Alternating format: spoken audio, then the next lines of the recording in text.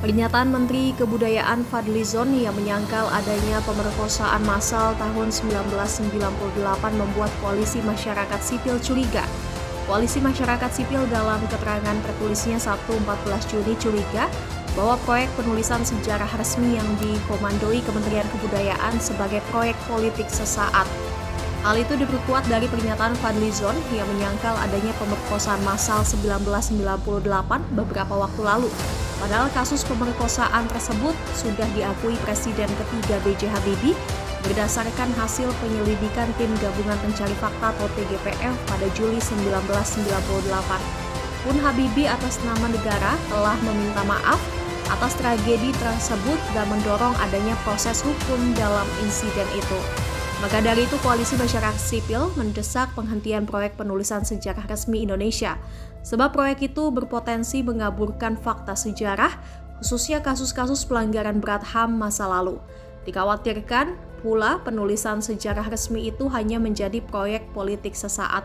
Koalisi Masyarakat Sipil juga mendorong hadirnya ruang partisipatif dan inklusif dalam penulisan sejarah nasional, di mana suara korban kekerasan seksual Mei 1998 dan pelanggaran berat HAM lainnya menjadi bagian sentral dalam membangun memori kolektif bangsa yang adil dan bermartabat. Koalisi Masyarakat Sipil juga mendesak Jaksa Agung segera menindaklanjuti berkas penyelidikan Komnas HAM terkait kasus-kasus pelanggaran berat HAM dengan membentuk tim penyidik ad hoc sesuai mandat pasal 21 ayat 3 Undang-Undang Nomor 26 Tahun 2000 tentang Pengadilan HAM. Mereka juga mendesak negara untuk menjamin pemulihan, pengakuan, pengungkapan kebenaran dan keadilan bagi para korban dan keluarga korban serta menjadikan sejarah kekerasan Mei 1998 maupun pelanggaran HAM berat lainnya sebagai bagian dari ingatan kolektif bangsa.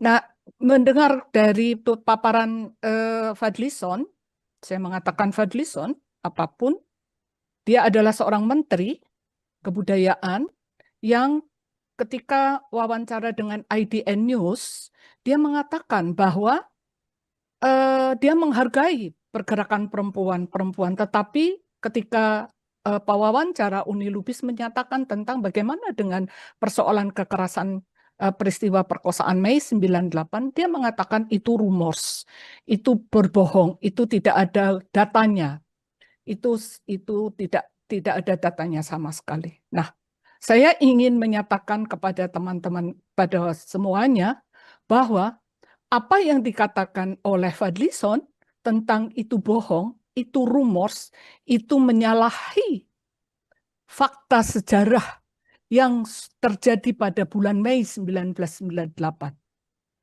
Fakta sejarah itu sudah ditulis dalam buku Sejarah Nasional Indonesia jilid 6 pada halaman 609. Di situ ditertulis bahwa pada pergolakan politik bulan Mei 1998 terjadi perkosaan massal terhadap sejumlah perempuan Tionghoa di Jakarta, di Medan, di Palembang, di Surabaya, dan di Solo. Dan itu dituliskan dengan sangat rinci di dalam temuan Tim Gabungan Pencari Fakta. Kebetulan saya anggota Tim Gabungan Pencari Fakta hanya 1 bulan. Selain dalam buku sejarah yang dieditori oleh Profesor Dr. Lerisa, ini jelas sekali, tapi juga Fadlizon, Menteri Kebudayaan, mengingkari fakta sejarah dan sebetulnya mengingkari keputusan Presiden Habibie nomor 181 tahun 1998. Di sini ada fotonya, yaitu foto ketika Profesor Saparina Sadli dan almarhum Dr. Meli Getan ada 11 perempuan bertemu Presiden Habibie bulan Oktober 1998 menyerahkan dokumen, data, fakta, perkosaan yang terjadi pada bulan Mei 1998. Dan saya ada di depan Ibu Saparinah membawa fakta dan dokumen itu setebal begini.